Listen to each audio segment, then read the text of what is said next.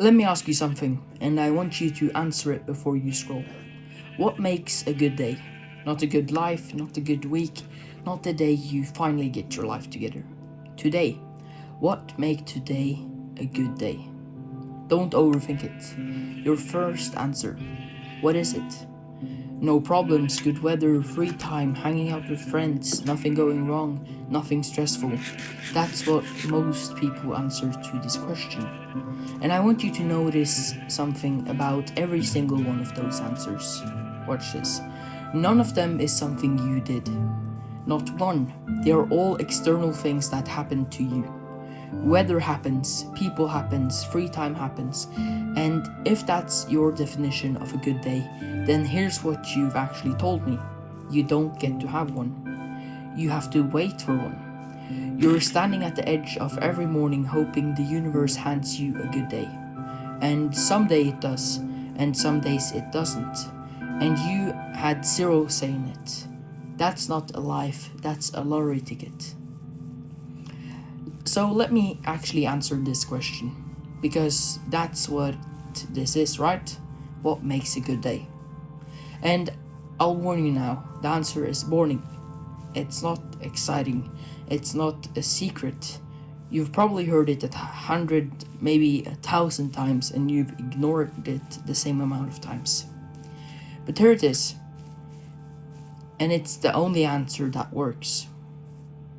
A good day is a day where you did what you said you were going to do. That's it. That's the whole thing. Not what happened to you, but what you did and whether you kept your word to yourself. The work you said you'd do, the training you said you'd hit, the thing you've been avoiding for so long and you finally faced it. The phone you said you'd put down. And when you hit those, the things you control, the day feels different. It doesn't matter if nothing else went right. You did what you said, and that changes everything. And I want you to listen close now, because I'm going to tell you a story. Because I lived in this. I had the day that by every external measure was nothing. It was boring, unremarkable. Nobody would have called it a good day. And it was one of the best days I'd have in a long time. I'd been stuck in a rut, scrolling every night, sleeping late, putting off the stuff I knew I needed to do. The work, the training, uploading to this channel, all of it. And every night I'd tell myself, tomorrow I'll do it. And tomorrow came and I didn't. And the days were blending together, and I felt it. That low-grade heaviness you can't quite explain to yourself. Nothing was wrong, but nothing was right either. So one morning I just decided, not by a big speech to myself, but I just decided that today I'm going to do the things that I said I'd do. I got up, I trained, I went to school, I did the work I've been avoiding for weeks, actually sat down and did it. I put the phone in another room. I didn't wait for motivation, because motivation wasn't coming. I just did the boring thing, one after another, whether I felt like it or not. And here's the part that's actually hard to explain. Nothing exciting happened that day. No confetti, nobody clapped, and nobody even realized. But at the end of the day, I sat there and I felt good. Not because everything went right, but because I said that I'm going to do something, and I did. I looked at myself and I couldn't point at a single thing I'd dodged. And that feeling, you can't buy it. You can't get it from other people. You can't fake it. You have to earn it. And I'd earned it that day. That was a feeling that I couldn't quite explain. That's what I mean. That was the boring day On the outside, at least, it was a boring day. But it was good, because good doesn't come from what happens to you. Good comes from what you do. The external measures around you shouldn't form you into something that makes your day good or bad. It should form the day into something that affects your fine-tuning, you could say, because your day should be formed good or bad at the ground level by what you do, and the external measures are what comes on the outside and can make the good day even better, but it can't make that day worse, because you have already made the day pretty good.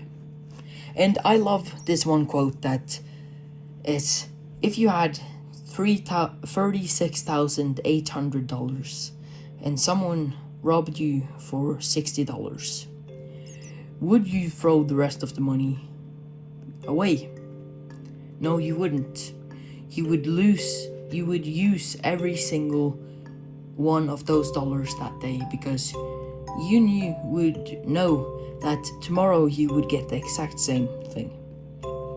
And this isn't about money there, it's about seconds, because you have so many seconds in a day, and you can look at them as dollars.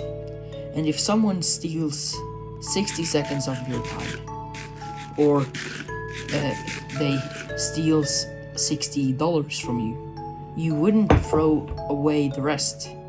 You would still use it. Okay, so now let me break down why this works. Because it's not the feeling, it's a mechanism. Every day you make a promise, quietly to yourself. I'm going to train, I'm going to do the work, I'm going to stay off the phone. And then two things happens.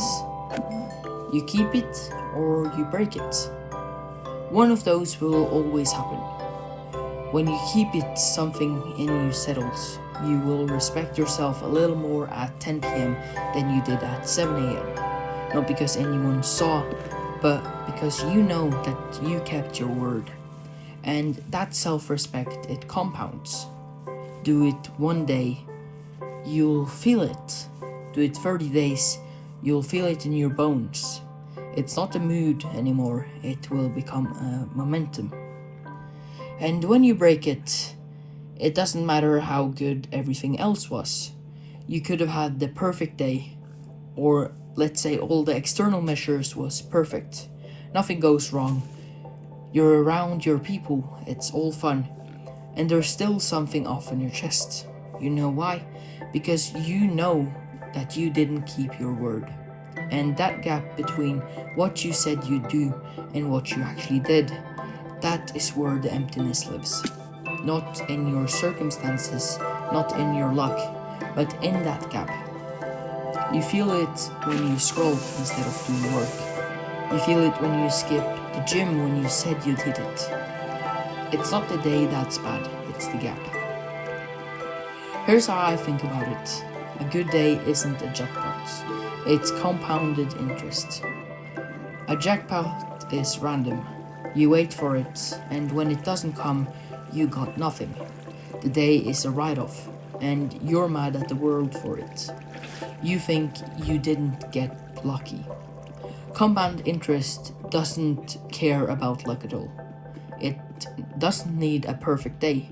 It just needs you to make the small deposit over and over.